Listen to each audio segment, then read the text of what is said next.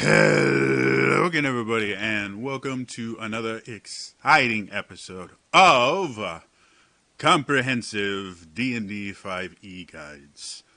If you've been watching the channel recently, you probably saw my last one where I talked about fighters and their subclasses in the Player's Handbook.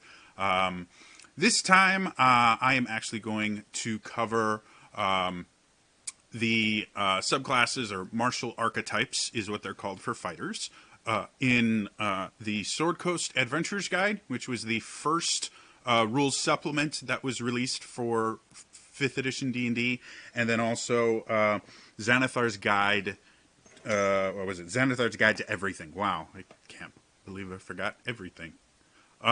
Which is the most recent, as of this recording, supplement to D&D 5e. So, yeah, the things I want to kind of bring up from the last episode so that you understand these martial archetypes as they fit into the fighter as a whole is the idea that the fighter is based around three kind of basic principles. One, they get more attacks than anybody else, other than technically monks. But monks have to burn key points to be able to get as many attacks as a fighter does. So they can't do them as often, and monks have other things they use their key for. So fighters, by the time they hit level 20, they get 4 attacks for every attack action that they take. So that's one of the aspects of the fighters. They get to attack a lot. The second is their second wind ability. They have a self-heal. There's spellcasting classes that can use their spells to heal themselves, and I think I think the monk has a self heal in there. But second wind is kind of a fighter thing because it's a bonus action, I believe. Before I tell you guys the wrong thing, because it's been a while since I recorded the last video, I'm actually going to look it up because I, for the life of me, cannot remember it. Because I'm that awesome at doing my job here. So second wind is literally right here. Yeah, it's bonus action. Okay. So it's a bonus action self-heal. It's really useful in that particular instance. So that's the second aspect of them, is they're designed to take damage. They get a D10 hit die for their health. They generally tend to have high constitution scores. They can wear heavy armor, so they don't need super high dex scores, so they can focus on strength and constitution. And then the third thing is, well, technically there's 4. So the third thing is Action Surge. Kind of goes along with the first thing. Action Surge is a very fighter thing. It gives them an additional action, which means with the fact that they get extra attacks, that can turn 3 attacks into 6 attacks, or 4 attacks into 8 attacks, making them very, very dangerous with magic weapons and things like that. And the final thing is they get more ability score improvements than any other class, an extra 2 than any other class, which can turn into feats, which generally should turn into feats, in my personal opinion, because the fighter is really designed to be hyper customizable, and using feats are really, really going to give you the most out of the fighter itself. Now, feats are technically an optional rule. So if you are playing a fighter and your DM has decided, no, we're not going to use any feats, it really does limit your fighter's ability to the point where it's almost better to multi-class than to take that final feat and the final extra attack at level 19 and 20 just to get a little bit more versatility out of your fighter. But as long as feats are something that you're using, which most everyone does, I really haven't met a dungeon master that disallows the use of feats. That's how the fighter shines, is they can take more feats than any other class. They can hyper customize their character. They can do a lot of different really cool things. And that's going to be a running theme in these martial archetypes because, like I mentioned before, I think the Battle Master really exemplifies what the fighter is, with its maneuvers and the fact that you use your attacks in order to use these maneuvers and everything like that. Like it really does gel really well, and I think the Battlemaster exemplifies the 5th edition fighter best out of all the martial archetypes. These other archetypes are going to emphasize some very specific aspects of the fighter. And some of them, in order to really shine, really require either some multi-classing or heavy use of feats to give them enough versatility for them to really shine from a mechanical standpoint and from a role-playing standpoint. So the first one we're going to go over is the one martial archetype that is added in the Sword Coast Adventurers Guide, which is the Purple Dragon Knight. Now, the Sword Coast Adventurers Guide is a unique in supplements in the fact that it really isn't designed to be a rules supplement. It's designed to be a lore supplement. It's specifically designed for excuse me, the Forgotten Rolls campaign setting, and the first probably close to 2/3 to 3/4 of the book are all lore about the Forgotten Realms, and specifically the Sword Coast region, which is a portion of the Forgotten Realms. It's a very popular place in the Forgotten Realms. The 3 most often used cities in the Forgotten Realms are on the Sword Coast. You have Neverwinter, Baldur's Gate, and Waterdeep. They are the most popular cities in the Forgotten Realm. Waterdeep has Undermountain, which is this amazing, awesome dungeon underneath it. Baldur's Gate had a series of video games about it and is a really, really cool place to set your story in. And Neverwinter, again, had multiple games set in Neverwinter. It's at the far north. It borders the Teeth of the World, which is what sets off Icewind Dale, which is where the original books about Drizzt were all set in. So the Sword Coast is a very, very popular place, and there's tons of lore about it. That is what the Sword Coast Adventures Guide is for. So in that theme, the Purple Dragon Knight is a very lore-heavy character in the Forgotten Realms. And it actually comes from a separate area from the Sword Coast. It's actually not from the Sword Coast. It's actually over by the Moonsea region. Purple Dragon Knights come from the elven city of Coromir. They are the elite guard of the city of Coromir.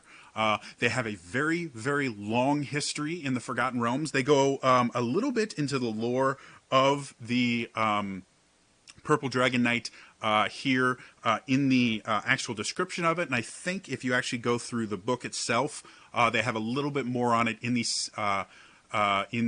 section on elves, it might be.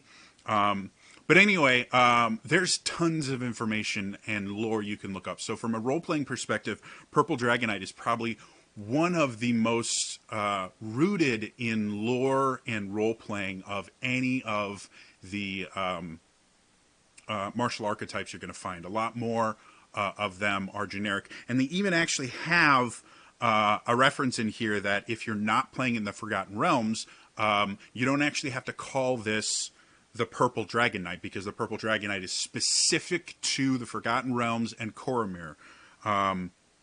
You can just call it a banneret. And that's the kind of generic term if you're using it in a non-Forgotten Realms setting. So the Purple Dragon Knight, or banneret, is very much a role-playing focused class. It has a restriction as far as who's allowed to be it, and it actually restricts your background. If you want to be a Purple Dragon Knight, you have to be a knight. You have to take a background that includes the knighthood, which I think knighthood is actually a new background that they added in the Sword Coast Adventures Guide. I'm going to look really quickly because I don't think it's in the original. Yeah, Knight of the Order. Knight of the Order is a background that's in the Sword Coast Adventures Guide, and in order to play a Purple Dragon Knight, you have to take that Knight of the Order background. Or something like it. Again, the restriction is based on the idea that this is an order of knights. In order for you to be a Purple Dragon Knight, you can't have taught yourself Purple Dragon Knight. You have to be part of the order, and that's where a lot of the abilities come from. The other thing that's kind of unique about the Purple Dragon Knight is it is a fighter that is very much focused on the rest of the group. It has a single ability in all of its abilities that it gets. It only has a single ability that only affects it. Only affects that character itself. All the rest of its abilities actually affect the rest of the party more than they do the Purple Dragon Knight. So this is a very party-focused, very much a control-focused type of character that's designed to get the most out of your party, not so much the most out of your specific character. And the one thing that they do get that only affects them is actually a role-playing thing. They I'll mention it in a little bit, but they get extra ability to be persuasive. And you generally won't use persuasion in combat. Sometimes you'll use intimidation to force people to surrender. But persuasion is not really a combat type thing, but it's very intrinsic to the lore of the character itself. So with that, let's start with what you get at third level. At third level, you get what's called Rallying Cry. What that is basically, you remember how I mentioned Second Wind is kind of an intrinsic part of the fighter itself. It makes it much more, much easier for him to just kind of wade into battle, take a bunch of damage, heal himself, and then just keep on swinging. Well, with Rallying Cry, you actually get it so when you use your Second Wind, you can choose up to 3 creatures within 60 feet of you, so you don't even have to be near them. They just have to be within 60 feet, which generally most of your party will be. There aren't too many encounters I see where you have the party spread out more than maybe about 30 feet. So 60 feet generally means almost anyone in your party. You choose 3 people, and they regain hit points equal to your fighter level, provided they can see and hear you. So there are ways to prevent this, like using the darkness spell or anything like that, but for the most part, this is a way for you to heal your allies. This is especially effective if you have a downed party member. If you have someone that is unconscious, is rolling death saves and everything like that, instead of having someone have to use their action to force feed them a potion, or having one of your spellcasters have to waste a spell slot trying to cast Healing Word, or waste their action and a spell slot to cast Cure Wounds and have to run up to them, your Purple Dragon Knight can just use their self-heal as a bonus action, get that person back up to consciousness instantly, and to other people you can just give some hit points to. And because it's a bonus action, you still get to go through and use your action to do your fighter things. So it's a really effective way to ensure that your spellcasters and your healer specifically is not wasting their time, and the party itself is not wasting their time trying to get people back up.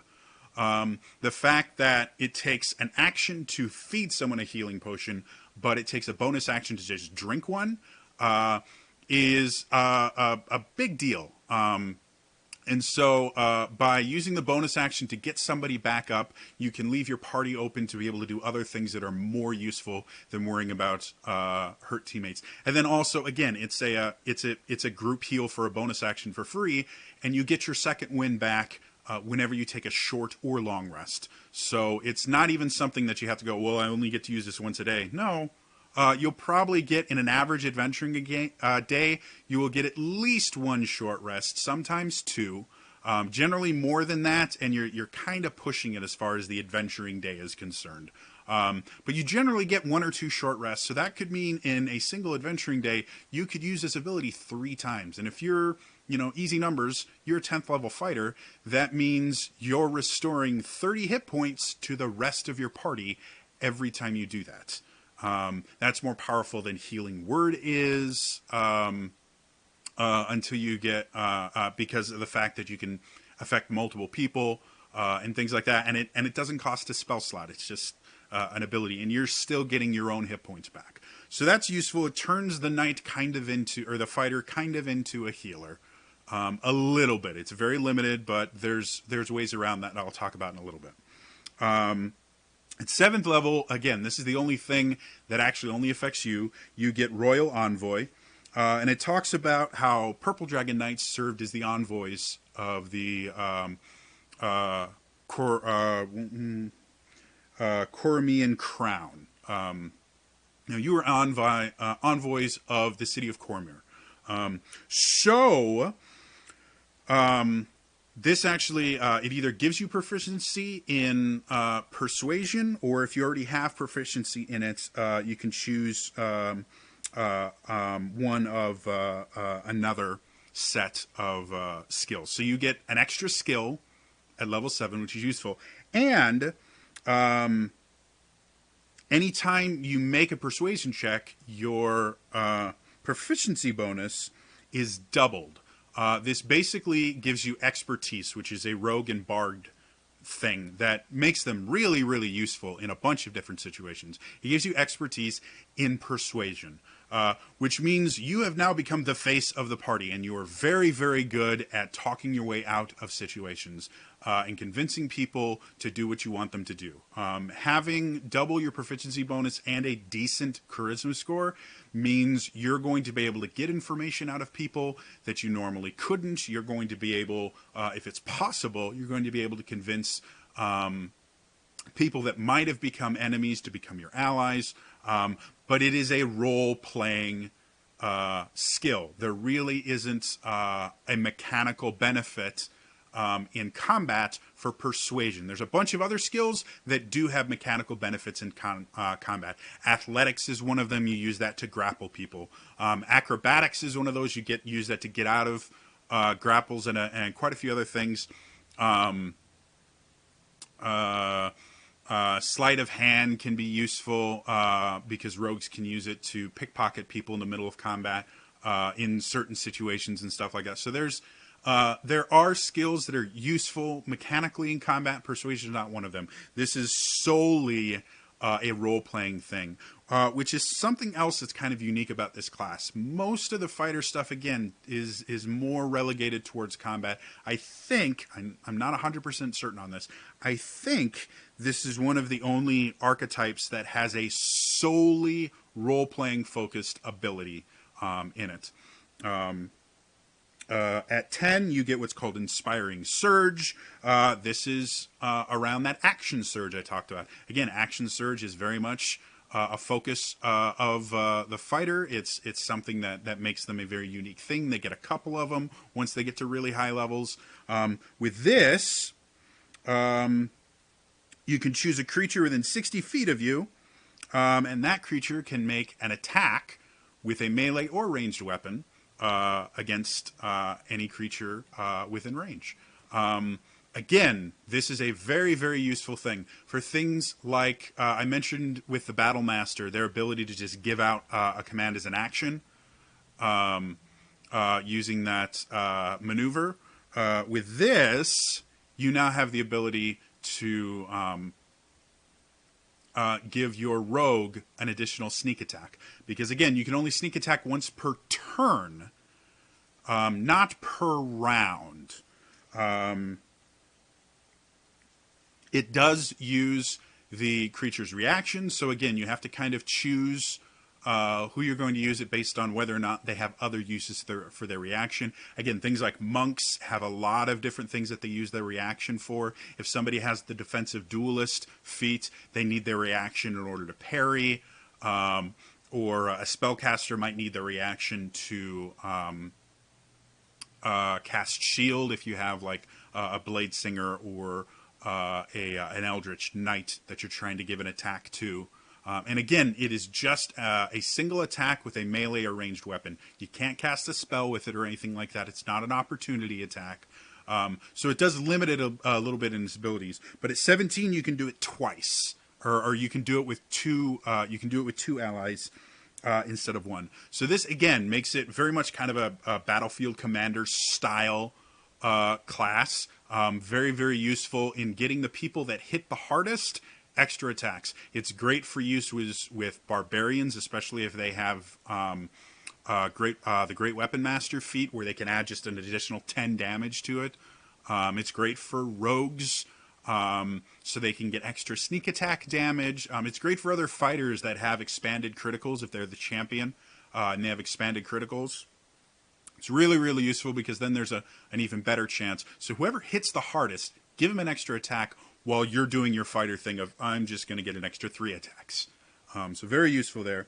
And then the 15th level one is called Bulwark. And this basically, there's an ability the fighters get called Indomitable, which lets them roll a saving throw they missed. Bulwark lets them give that ability to an ally as well. When the fighter uses Indomitable, they can choose an ally, again within 60 feet, that also failed the same saving throw. So this is mostly for like area attack spells and things like that. Yeah,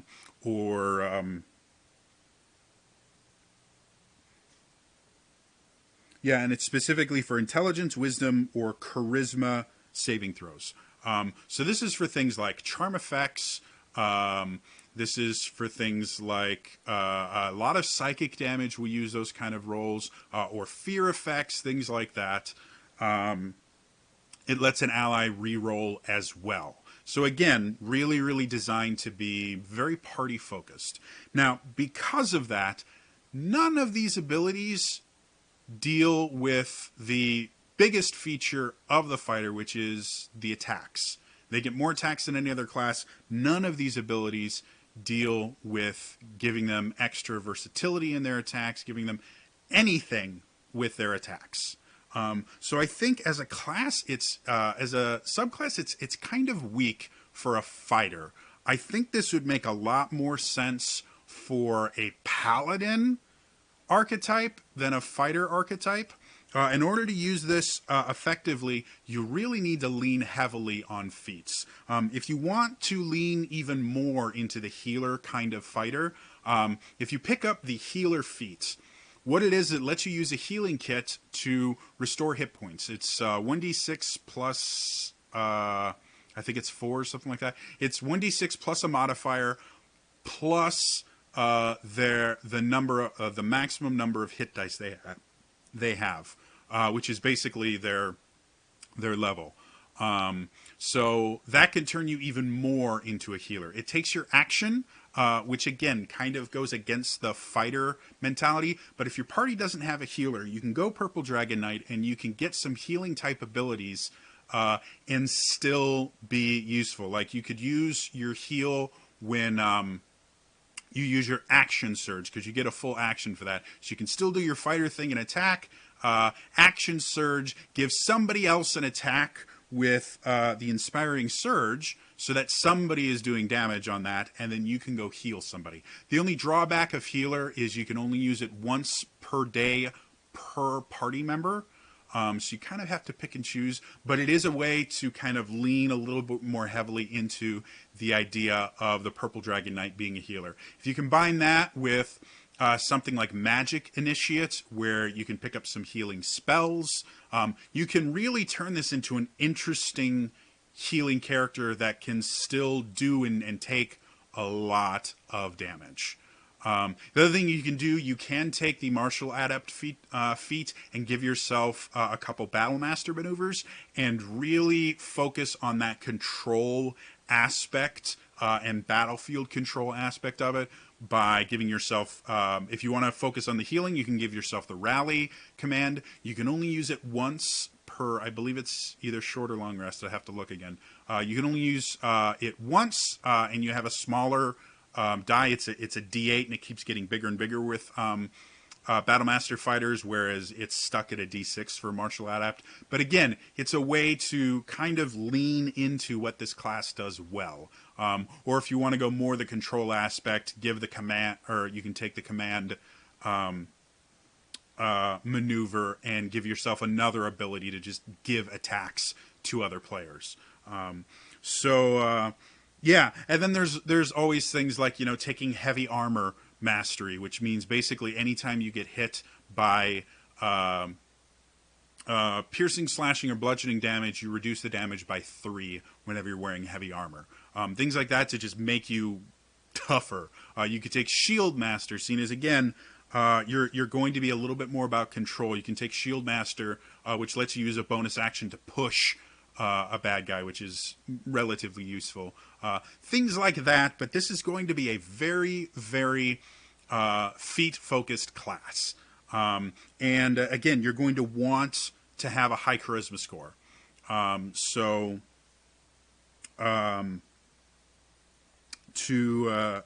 do that, you're probably going to want to focus for this one. You're going to want to have strength, because that's what you use to attack, charisma because of that persuasion thing, and then probably some constitution just to buff you up a little bit more. Yeah, that's the Purple Dragon Knight. Again, I think it's one of the weaker archetypes, but again, it's not designed with a mechanics aspect in mind. It's designed for its role-playing abilities. And I think I understand why they chose the abilities that they did. I just don't think it was a very well-designed archetype compared to some of the other ones. So again, you can still play it. It's still a really cool archetype, and it gives you a lot of role-playing opportunities, especially if you want to be the face of your party. Or if you want to multi-class into Sorcerer or Warlock or something like that, the Purple Dragon Knight would work really, really well. Or just Magic Initiate into some Sorcerer, Warlock, or Bard spells. You can actually use Magic Initiate to get Bard spells, which use Charisma, and one of the Bard spells you can get is Healing Word or Cure Wounds, and then lean very heavily into that healing aspect, and not have to have wisdom in order to cast your healing spells. You can just put everything into that charisma and be a pretty okay healer. So that's that. Then we go into Xanthar's Guide for Everything. And this actually has 3 archetypes for the fighter. And these, I think, are a little bit better designed. I still think the ones in the Player's Handbook tend to be the ones that really get the fighter and its original design intention the best. But these add some pretty interesting aspects to it. The first one in there is the Arcane Archer. Again, most people think fighters are sword and board, or big sword, big heavy thing, me swing and kill. A lot of people forget fighters can make really great ranged attackers. You don't need to be a strength-based fighter. You can be a dex-based fighter. You can wear medium or light armor and stay back and do some really, really awesome things from range. And that's what the Arcane Archer is designed for. Again, there is some lore behind it. It talks about a little of the lore in the description, where it's an elven fighting style that eventually bled into the other races learning it as well. But these are the people that used to guard elven lands. And because of that, they get some pretty cool stuff. So the first thing you get is you get to choose, you get proficiency in either the Arcana or Nature skill. And you get to choose to learn either Prestidigitation or Druidcraft, which is basically kind of picking, are you more a nature-based archer or are you more an arcane-based arcane archer? Because Prestidigitation is the wizard kind of generic, I do weird wizard stuff spell, and Druidcraft is the nature-based, I do generic weird magic stuff. So so those are useful. The Arcane Archer, there is a fair amount of intelligence-based stuff. So this is something where you do want to have a secondary stat in an intelligence that's fairly high, because some of this stuff is going to hinge on your intelligence, as most arcane classes are going to be focused on. And then the other thing you get is at third level, you get what's called Arcane Shot. At third level, you get to choose 2 arcane shots. There's a total of 1, 2, 3, 4, 5, 6, 7. There's a total of 8 arcane shots total that you can get. And as you level up, you will eventually have access to 6 of the 8. But at level 3, when you first choose it, you only get access to 2 of them. And so choosing these arcane shots is really going to define how you play this character. There are some shots, and I'll go over them because they're listed at the end of it. I'll go over them at the end. But there's some shots that are focused on dealing more damage. There are some shots that are focused on being a little bit more control-y, a little bit more, action economy focused. And then there's some that are just interesting, to say the least. One of the limiting factors of this, because this really kind of is kind of like a ranged version of the Battlemaster, despite the fact that the Battlemaster can be ranged, a lot of its abilities are just weapon attacks, not melee weapon attacks. So the Battlemaster can be ranged. This is specifically very much kind of a ranged Battlemaster. But it differs slightly in a couple of ways. First, you can only use 1 arcane shot per turn, which again kind of goes against that idea of, the defining feature of fighters, they get multiple attacks. This only allows you to use an arcane shot on 1 of those multiple attacks per turn. The other thing that limits you is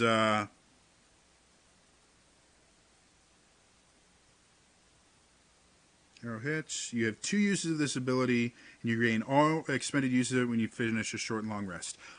You only ever get 2 arcane shots between short rests, which is another thing that's a little bit different than the Battlemaster fighter, where their maneuvers keep getting bigger and better. The arcane shot really doesn't. At 17th or 18th level, I can't remember. Yeah, at 18th level, it does, all the arcane shots get a little extra oomph to them, but that's the only time they really improve, compared to the Battlemaster, where at set intervals, your dice is getting bigger, and you're just getting the ability to do more. You have more maneuvers that you can do. You can use multiple ones per turn. So I think that's a really limiting factor of the Arcane Archer. But when we talk about the actual arcane shots themselves, we'll talk about kind of the benefits versus the disadvantages compared to like the Battlemaster. Magic Arrow is 7th level ability. It basically means all the shots that you shoot, whether or not you have a magic bow, you are always shooting magic arrows, which means you don't have to worry about creatures that are either immune to non-magical damage or resistant to non-magical damage. All of your attacks are always magical, no matter what kind of bow you're using, which is it's okay.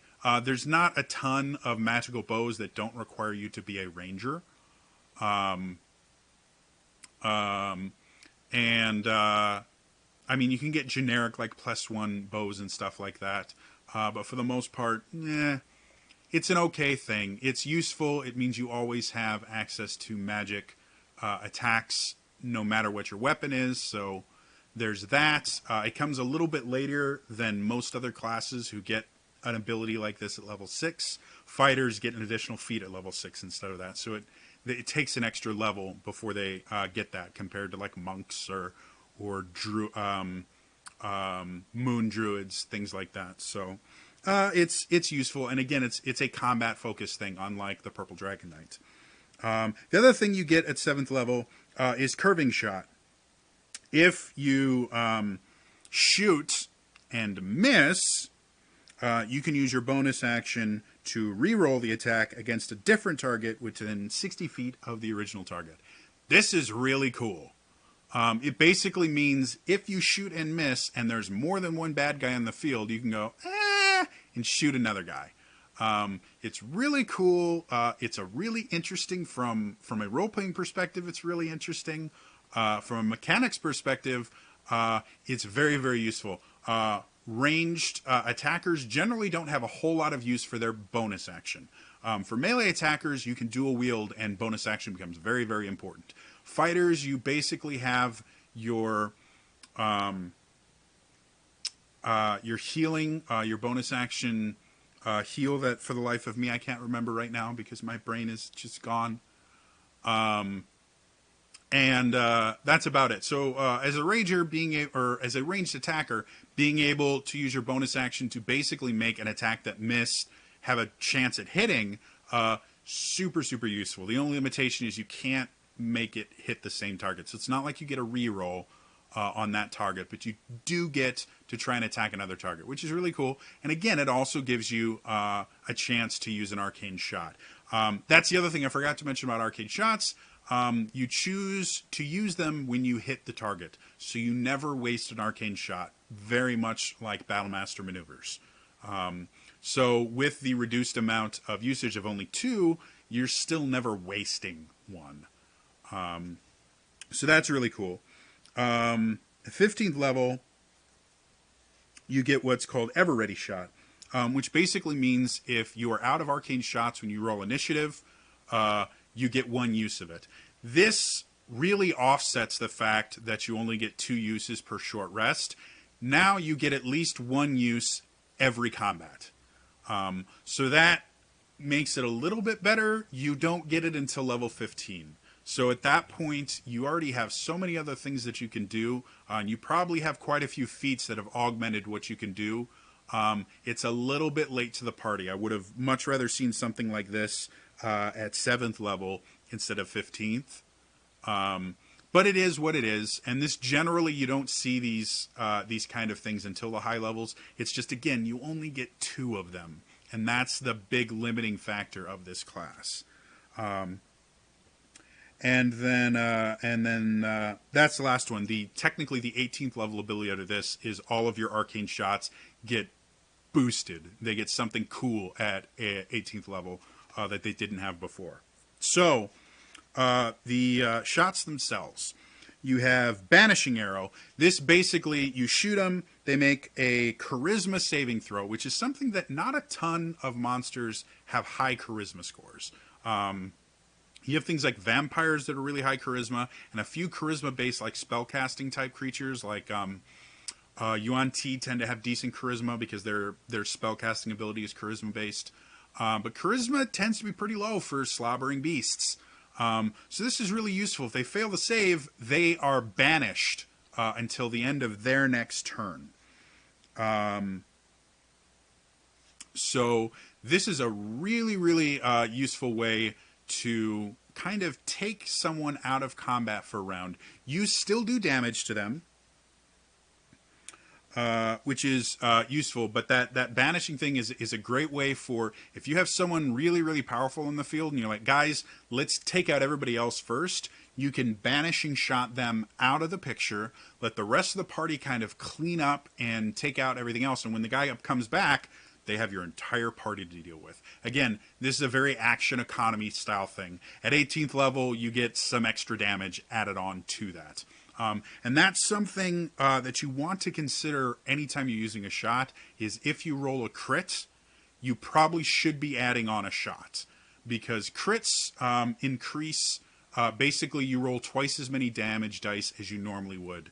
Most of the shots have damage included in them, and they're not flat damage modifiers. They're 2d6 or 4d6 or something like that. So when you're using this class, it is very crit based.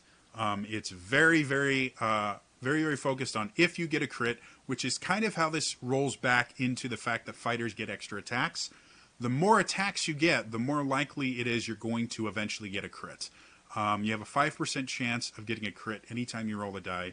So Fighters are going to get crits more than anyone else because they're making more attack rolls than anyone else.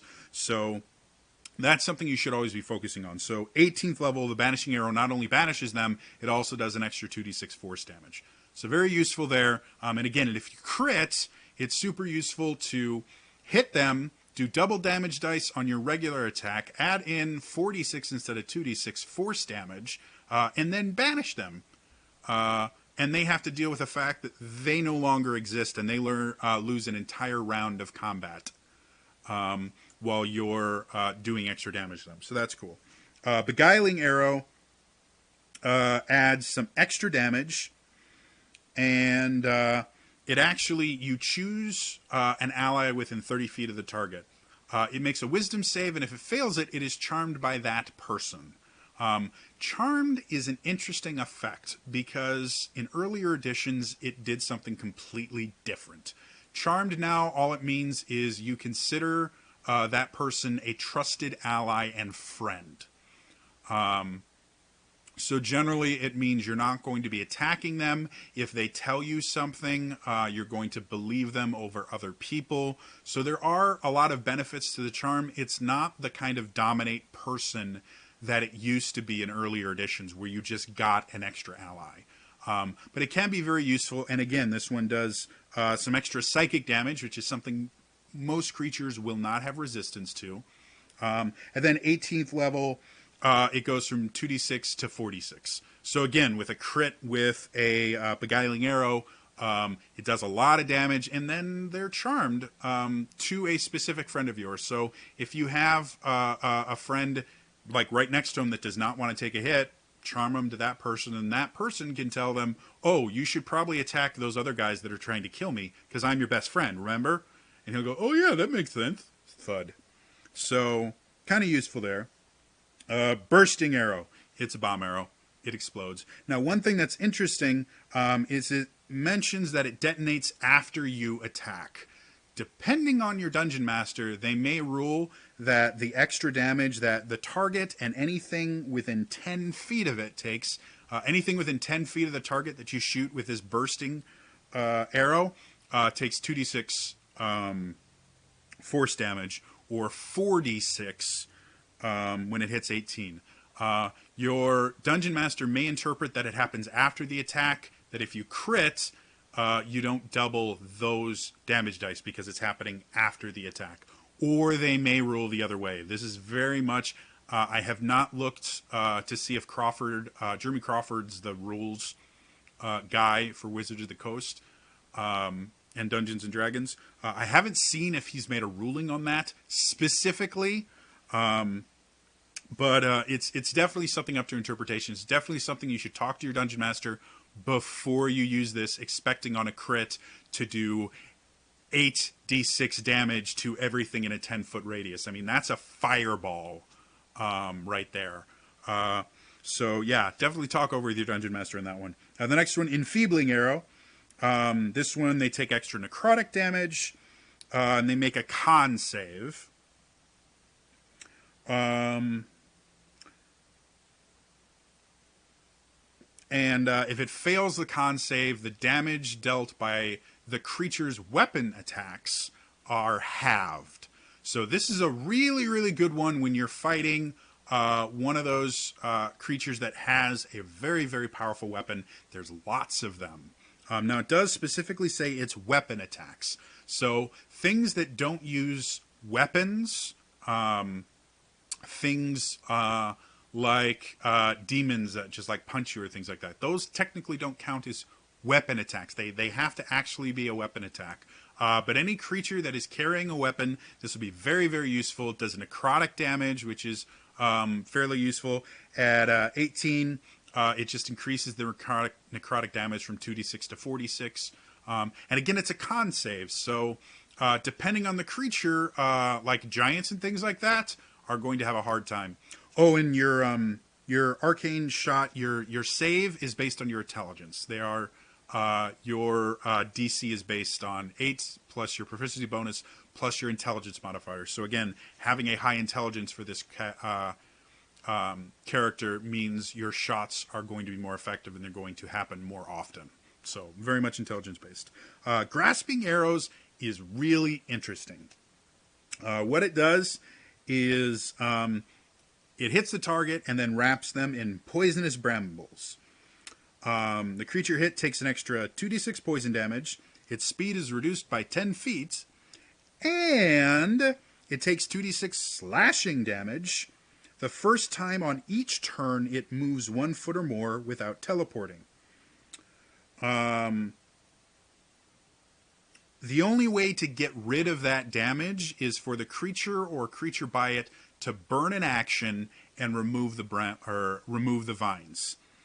Otherwise, the brambles last for 1 minute, or until you use this shot again. So for a minute, anytime it moves more than a foot, it's going to take slashing damage. And then it also takes that initial poison damage, which on a crit, again, will be increased once it hits 18. The poison and the slashing damage both increase to 46. So this is very much a useful thing when you have a very mobile party. If you have a rogue that can disengage, if you have a fighter that can push things, or you have anyone with a mobile feat where they make attacks and then they don't get opportunity attacks made against them. Very, very useful in that particular instance, because that forces the person to move, take extra damage, or to waste their action getting rid of these vines. So either way, it's a very, very useful skill. Piercing arrow, it lets you shoot everything in a line. You don't make attack rolls, they make saving throws, so this is one of those ones where you can't crit on it, and you technically have to choose before you shoot the arrow. This is one of the few ones that you choose before you shoot the arrow. But you shoot everything in a line. It's really simple. One of the unique things about it, it goes through objects. So it'll go through walls, it'll go through cover. This is really great for those encounters where you have bad guys kind of turtling behind items or objects and things like that, or they're going behind cover and stuff like that. Use this, hit a bunch of them all at the same time. It's really cool. It's a dex save. They take damage as if they were hit by the arrow, plus an extra d6 piercing damage. On a save, they still take half damage, so this is guaranteed damage. Always useful.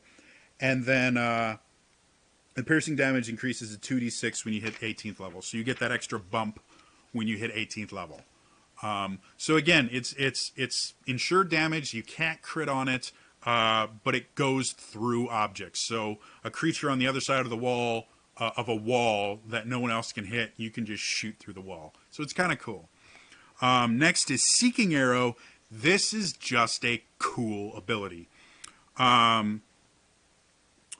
You don't make an attack roll for it, so this is another one you can't technically crit on. Again, you choose one creature that you have seen in the past minute.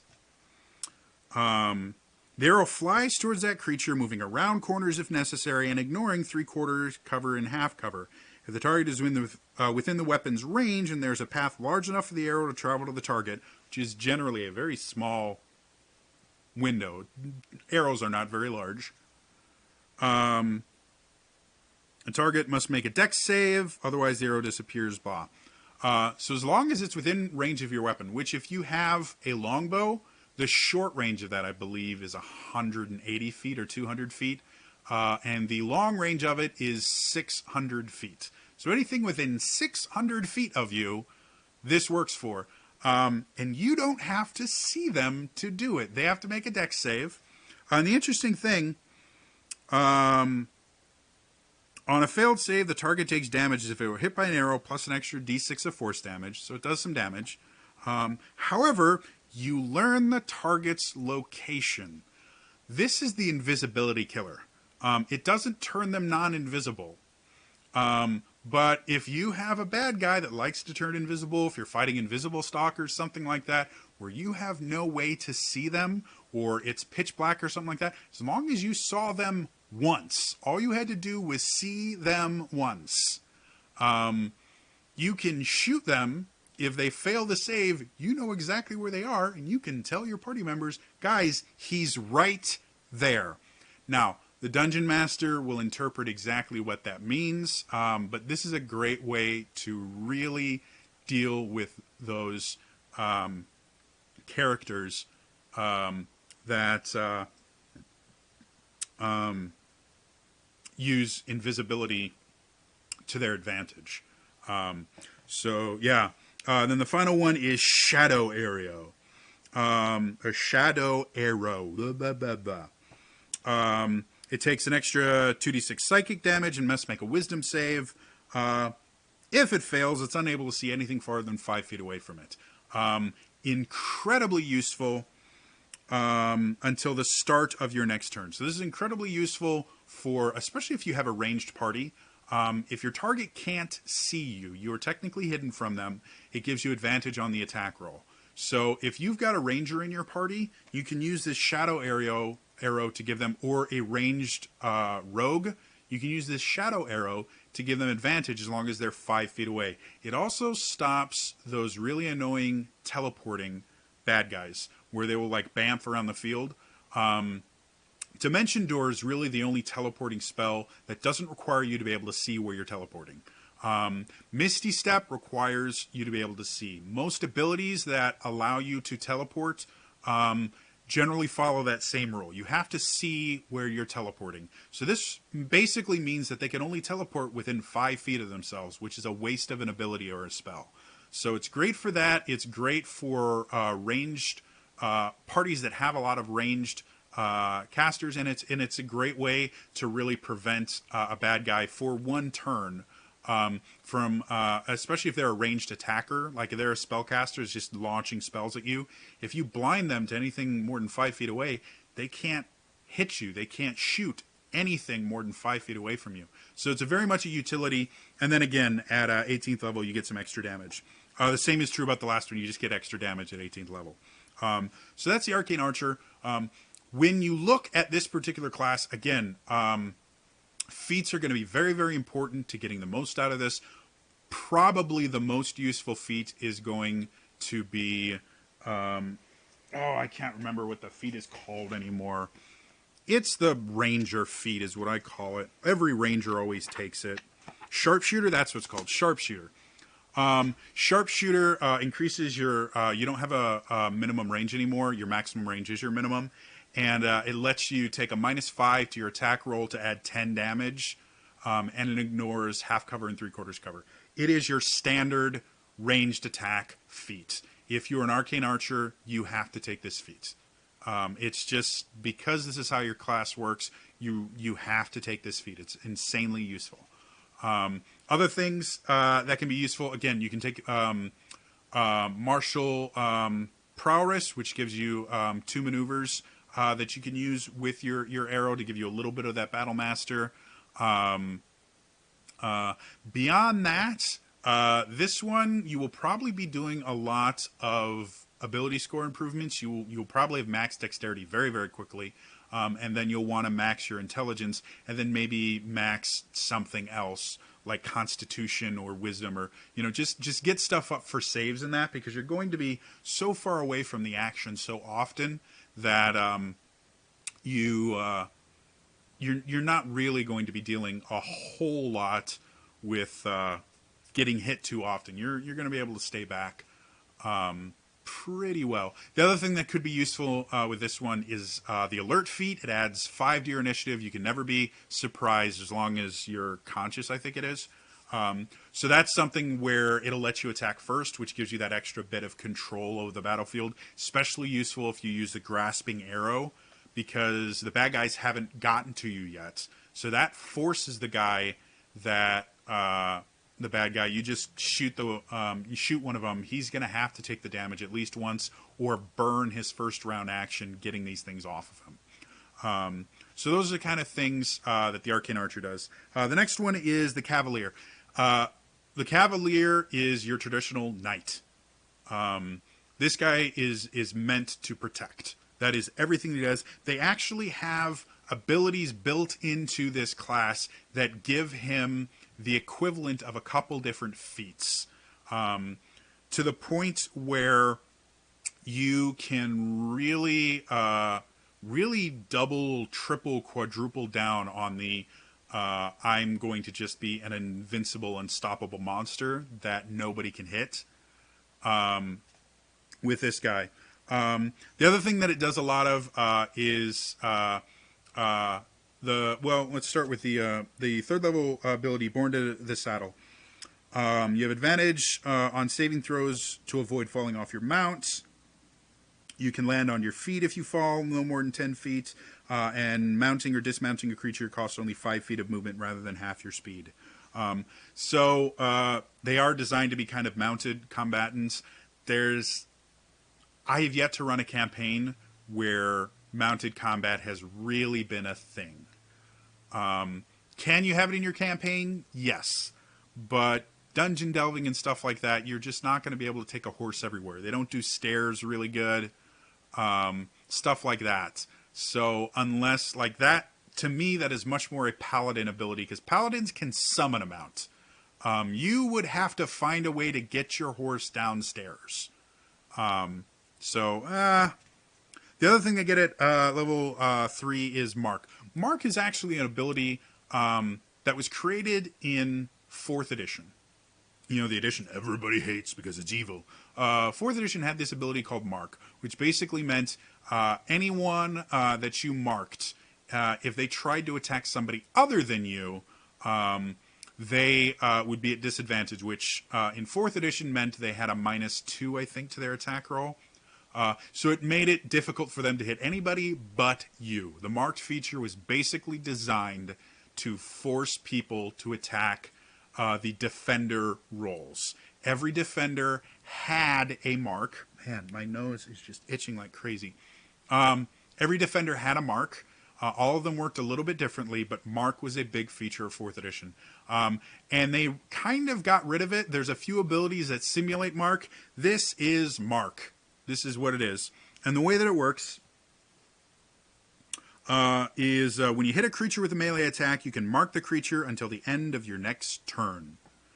While it's within 5 feet of you, it has disadvantage on attack rolls that don't target you.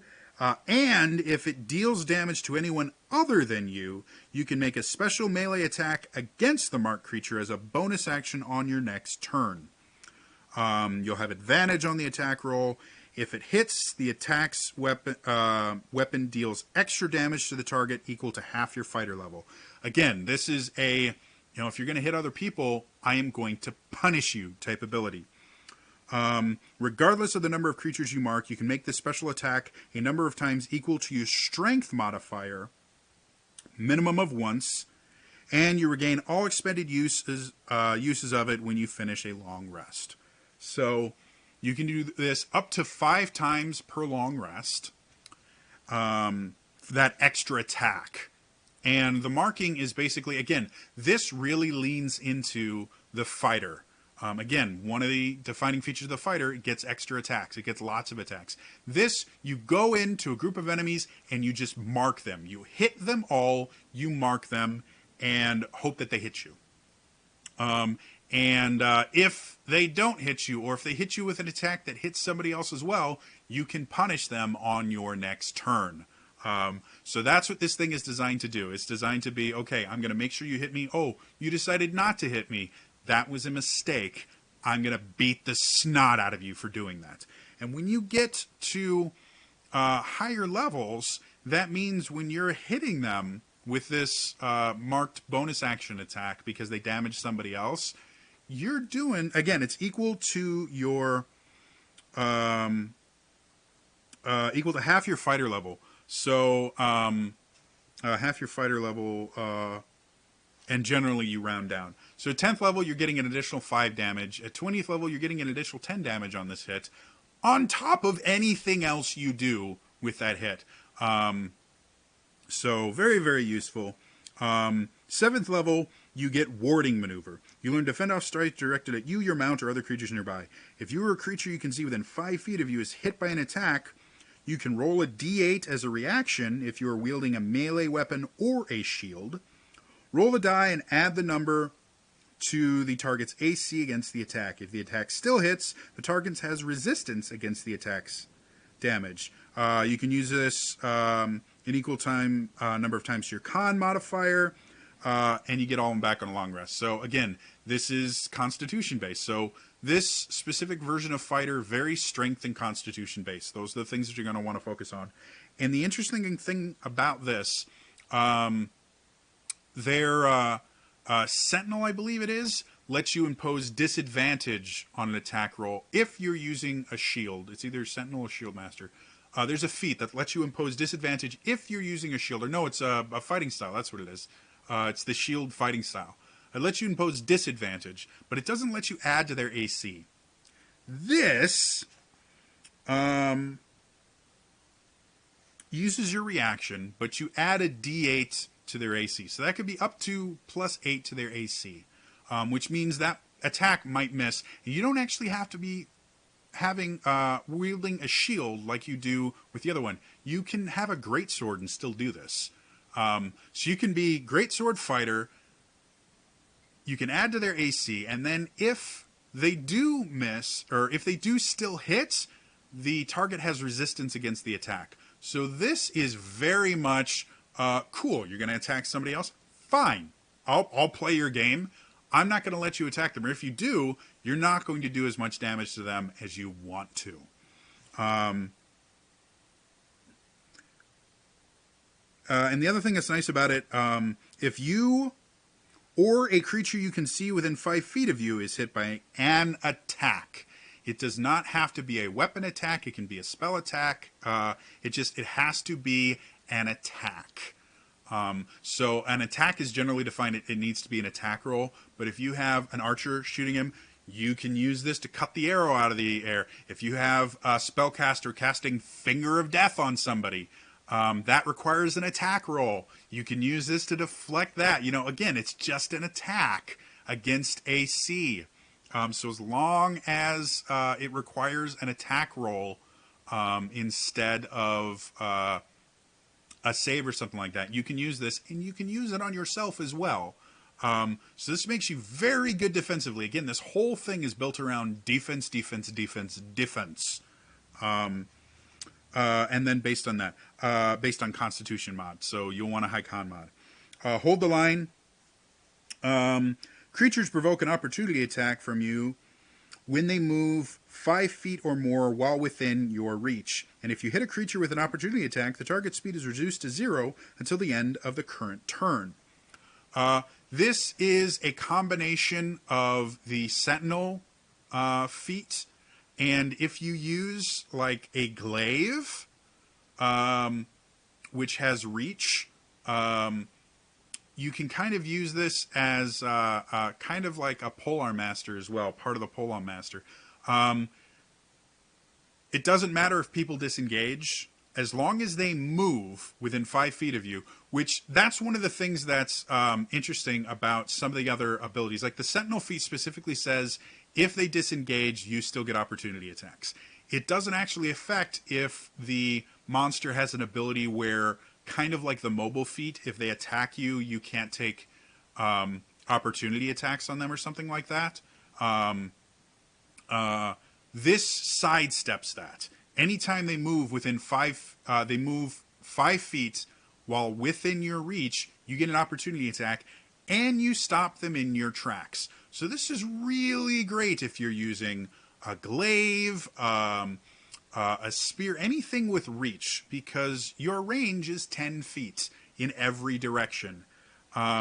You can stop somebody in their tracks before they can do anything by hitting. And again, anytime you hit someone, you can also mark them, just for shits and giggles. So very, very useful there. At 15, you get Ferocious Charger.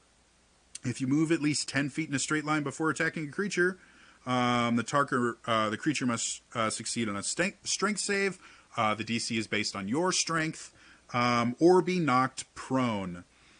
You can use this feature only once on each of your turns. Massively useful. You run up to a creature and make an attack against it. And can knock it prone as part of that attack. Being a fighter, you get more attacks. Again, this leans really heavily into the idea of fighters get extra attacks. So this, you knock them prone, melee attacks get advantage when the target is prone. You have just given yourself advantage on the rest of your attacks for that turn. Then you can action surge and do even more. And you can do this every turn. If you don't mind taking an opportunity attack every now and then, you can just run away. They'll take an attack at you. Doesn't really matter. You can run away and then run back because you're going to have at least 30 feet of movement. You run away, you run back in, and hit them again. Really,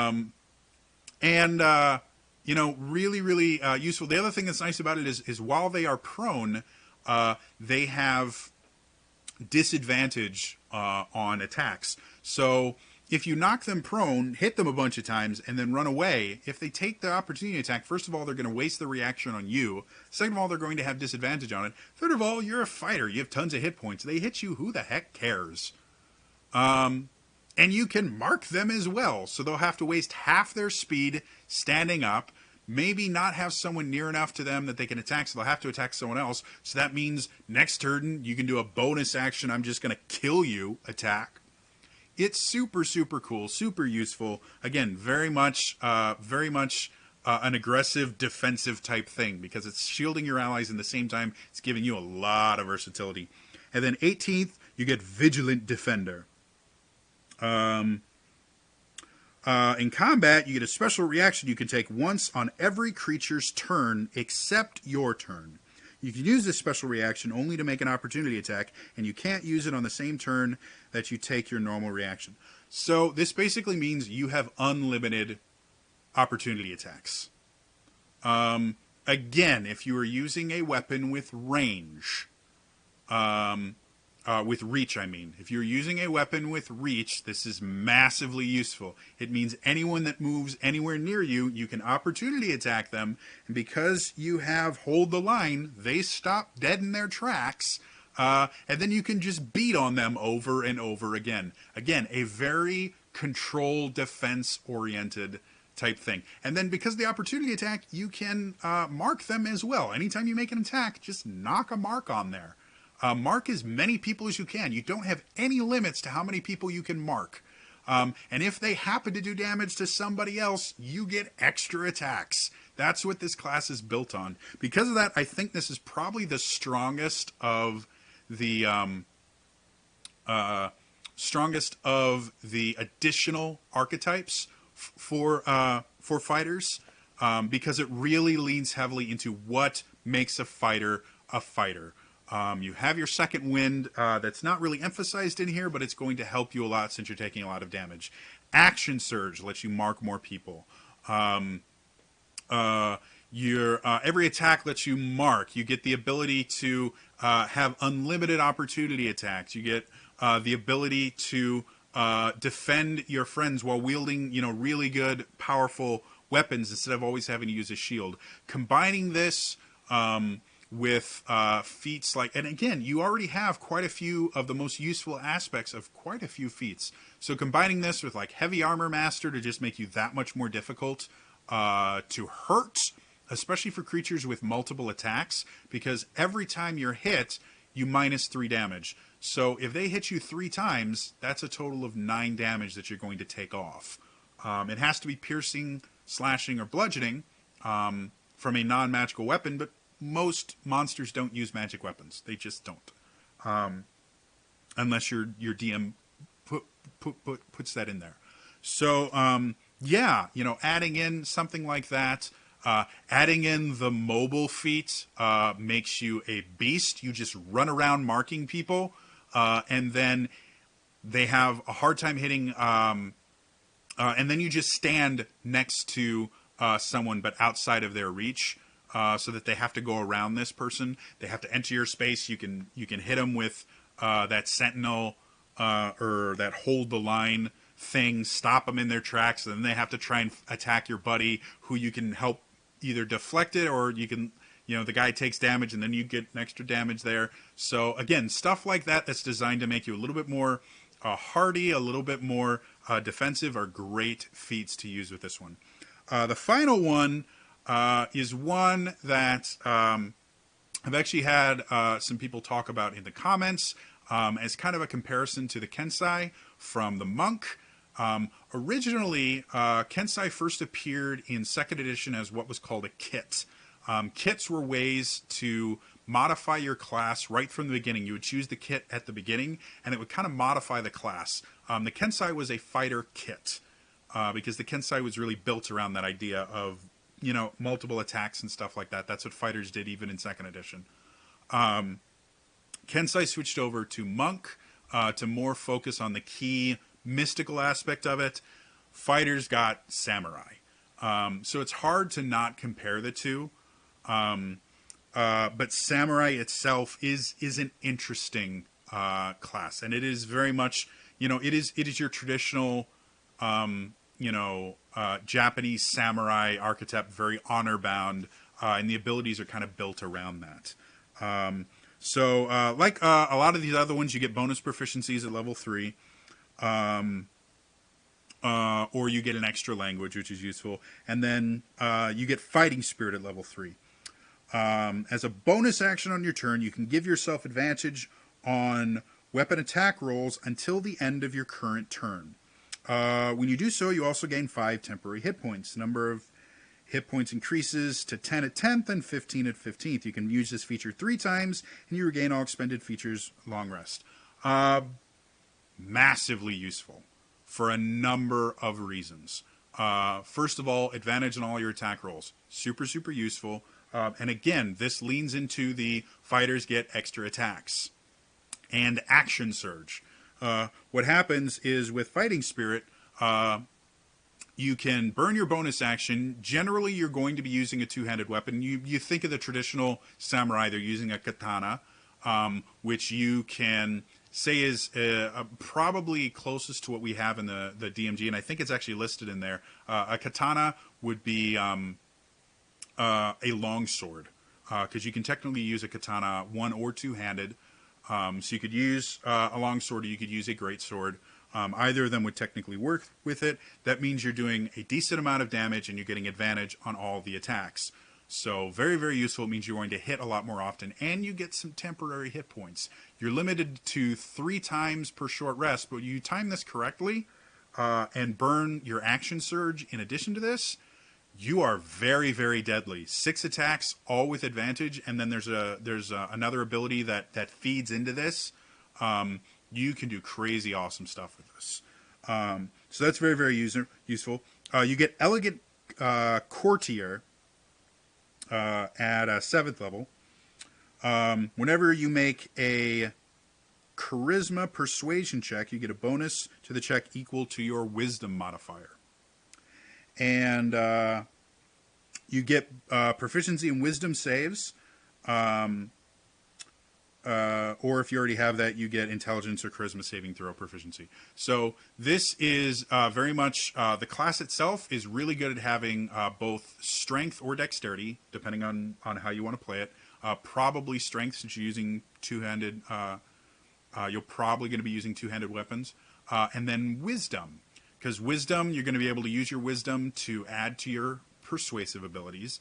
And you get proficiency in wisdom saving throws, meaning you're going to be very hard to mind control. A lot of divine, anything that affects your mind is going to be wisdom saving throws or charisma saving throws. So having a high wisdom score means a lot of the things that normally would hurt fighters, because they focus on strength and constitution, are going to help you. So that wisdom, and it's a combination you don't see often of wisdom and strength. Both in equal measure, and you use wisdom for a lot of other things. You use wisdom, that's my phone. You use wisdom for perception checks. You can use it for insight checks. So it's really nice to have a high wisdom fighter, because they're very rarely surprised, and they have a lot of other things. So that's kind of cool. At 10th level, if you roll initiative and you have no more uses of Fighting Spirit, that thing where you use your bonus action to get advantage on all your attacks, you regain 1 use. So again, this adds to even more, allows you to just burn through that often. So you're almost constantly attacking with advantage. And because it's all attacks until the end of your turn, that's 3 or 4 attacks when you're getting to really high levels. And then this, if you burn it all up and then you get into another combat encounter, you get an extra one just for use. Then you get Rapid Strike. Starting at 15th level, you learn to trade accuracy for swift strikes. If you take the attack action on your turn and have advantage on an attack roll against one of the targets, you can forego the advantage for that roll to make an additional weapon attack against that target as part of the same action. You can do so no more than once per turn. This basically means if you have advantage for whatever reason, there's a lot of different ways to get advantage, but you have that built-in fighting spirit to give you advantage. You, on one of your attacks, you can get rid of the advantage and make 2 attacks. You are now a fighter that can make 5 attacks per turn. Again, that leans really, really heavily into the idea of fighters get lots of attacks. If you have a magic weapon that deals extra damage per hit, that's super, super useful, like a Frostbrand weapon or anything like that, just massively, massively useful every time. And you just get an extra attack. There's so much you can do with these additional attacks. If you're fighting a mage, forcing them to make 5 concentration checks at a turn, they're probably going to fail one of them. So there's so many reasons to have extra attacks and just be able to do really awesome stuff with it. And then Strength Before Death. At 18th level, your fighting spirit can delay the grasp of death. You take damage that reduces you to 0, but doesn't kill you. You can use your reaction to delay falling unconscious, and you can immediately take an extra turn, interrupting the current turn. You have 0 hit points during that extra turn. Taking damage causes death saving throws, blah, blah, blah, blah, blah, blah. If when the extra turn ends, and you still have 0 hit points, you fall unconscious. And once you use this, you only get that once per long rest. This is super, super useful, and it also means you always have to have healing potions on you. They don't have to be like superior healing potions. It can just be a generic potion of healing. But you need to have a healing potion, because that means when you dive into the thick of battle and you're just killing people left and right, as soon as somebody knocks you unconscious, they don't even have to be done with their turn. They knock you unconscious, you get a turn that interrupts everything. And that is a full turn, a movement, an attack action, and a bonus action. So that means you can use Fighting Spirit plus Rapid Strike to get 4 or 5 attacks in really, really quick. Run away, let him waste his bonus action hitting you, because if he does get a hit against you, all it does is it gives you an instant failed death save. But because you're not incapacitated, you're not unconscious, it's not an auto crit. So even if he does hit you, he wastes his reaction, and then instead of using the advantage for instead of using the advantage for the extra attacks and everything like that, or instead of using your bonus action for Fighting Spirit, use your bonus action, just chug a potion, and you're still alive. And you've also just interrupted his attack, you've interrupted his movement and everything like that, and done a ton of damage to him all at once. Again, really, really designed. This is what this fighter is designed to do, is just do a lot and a lot of damage with weapons. And this, the interesting thing about it is it doesn't have to be from a melee attack. If a wizard casts a fireball and you fail and you fall on, or you hit 0, you can, right after the fireball finishes, you get up, run up to the wizard, and just cut the crap out of him, and then down a healing potion to make sure you don't go unconscious. It's a massively useful ability, massively useful. So this is another one that I think is really, really well designed. I think I like the Cavalier better just because of how much other stuff you can do. But the Samurai, very, very cool. I think it's much better designed than the Kensai, which we talked about earlier, kind of goes against how the monk was designed. If the Kensai was still a fighter archetype, I think it would work better. I do. And they just gave it some pseudo key instead of trying to pigeonhole it into the monk abilities already. I don't think it worked nearly as well as a samurai does. So both the samurai and the cavalier, I think, make really, really great fighters.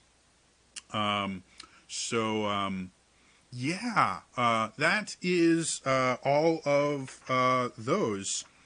So I hope you guys are still enjoying these comprehensive guide to the classes, again, from a mechanical standpoint. This again, I don't intend these to be really role play focused. I had an entire series on how to role play better. This is just the mechanical aspects of them. So yeah, if you haven't subscribed yet, I'm still trying to get my partner status back. So please hit the subscribe button. Share this not only here, share it on Reddit and D&D forums, wherever you want to, so that it gets a little bit more visibility. And in the comments, let me know what other classes you guys want to see, or if you have questions about my interpretation of this or anything. Again, in the comments below. Also, please like it, because liking it makes it easier for it to get out and disseminate and all that stuff. So, yes. Otherwise, that's all for me today, and I will see you guys next time. All right. Bye bye.